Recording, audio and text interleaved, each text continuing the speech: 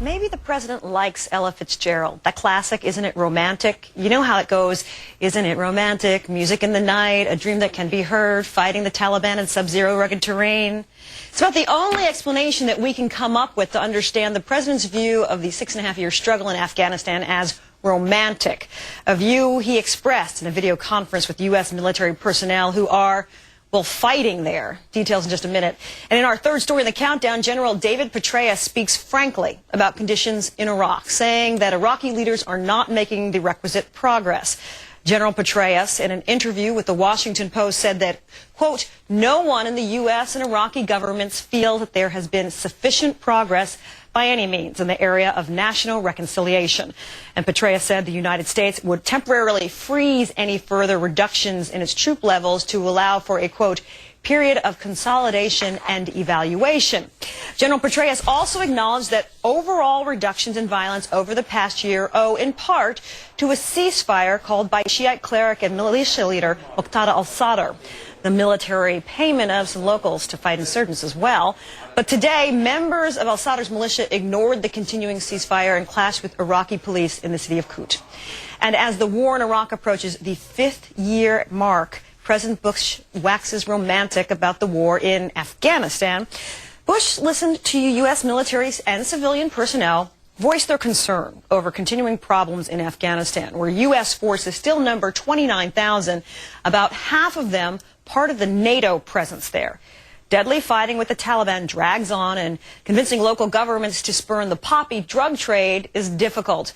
President Bush, in the video conference, said, quote, I must say I'm a little envious. If I were slightly younger and not employed here, I think it would be a fantastic experience to be on the front lines of helping this young democracy succeed. It must be exciting for you. In some ways, romantic. In some ways, you know, confronting danger. You're really making history. And thanks, end quote. Veterans of the Afghan war swiftly responded. VoteVets.org collecting reactions like this one, quote, I didn't feel like there was anything romantic in not seeing my daughter grow up, in watching Afghan children starve to death, and explaining repeated deployment extensions to my soldiers. No, Mr. President, there's nothing romantic about being sent on an important mission and not being given the tools to accomplish it. Let's call in the Executive Director of Iraq and Afghanistan Veterans of America, as well as the author of Chasing Ghosts, Paul Rieckhoff. Paul, nice to see you in person. Good to be with you. My pleasure. First of all, I just have to get your reactions to the President's comments. They're absurd. I mean, serving in a combat zone can be exciting, it's dangerous, it's terrifying. Romantic is not the word I would use. And I don't think anybody who's actually been there would use the word romantic. That's the type of language you hear from someone who's never been in combat. So I think the President is continuing to show how he really doesn't understand the human component of this war. A combat veteran understands that people are serving 15-month tours. We've got over 500,000 people who've been deployed more than once. There's a tremendous toll on our folks, and romantic is a terrible choice of words. Well, let's talk about someone who is fighting right now. General Petraeus, he's preparing to testify in front of Congress next month.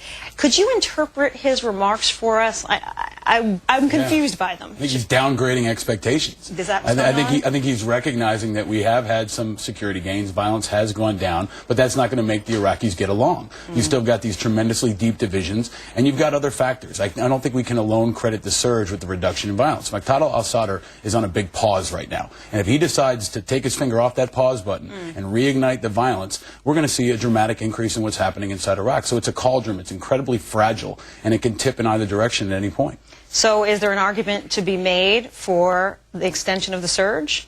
I think there is. I mean, you could say, okay, let's see it out for another couple of months, but we have to be honest with the American people and tell them how far we're going to extend it. We keep pushing back the goalpost over and over again, and at some point we've got to think about what we're doing to the military. If we continue to have 20 brigades in Iraq for the next 5 years, President Bush might get his chance. He might have to fight on the front lines. Maybe he saw the images of Prince Harry, and that caused him to wax romantic here. But if we keep running our military in the ground, we're going to need a lot of folks on the front lines.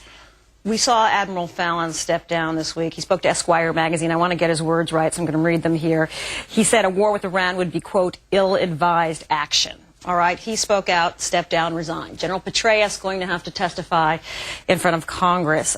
Can he deliver stark remarks if they're perhaps not friendly to the administration's view of how things are going? I think he has an obligation to do that. He has an obligation to the troops serving in Iraq, to the American people, and to his position. He has to be frank, he has to be candid, and tell us exactly what's happening on the ground. At the same time, we have to pay attention to what Ambassador Crocker is going to say. That's the other side of this equation that never gets any attention, and that's the political progress. So it's not just one component that's going to achieve or fail to achieve peace in Iraq. It's going to be the military complemented by diplomatic, economic, and political options. Before we let you go, I know there's something that's very important to you, the status of the latest GI Bill. Yeah, GI Bill is moving forward, but right now we only have 44 co-sponsors in the Senate. We need a new GI Bill. The GI Bill right now covers only about 40% of the cost of education in America. It's not what our grandfathers had after World War II. So we need a new GI Bill. We need it now. And one of the presidential candidates, Senator McCain, is not yet signed on. So we need pressure on him, get him on board. Let's get this done in 2008. Paul Rieckhoff of Iraq and Afghanistan Veterans of America. Thanks for coming by the studio. Thank you, Alison.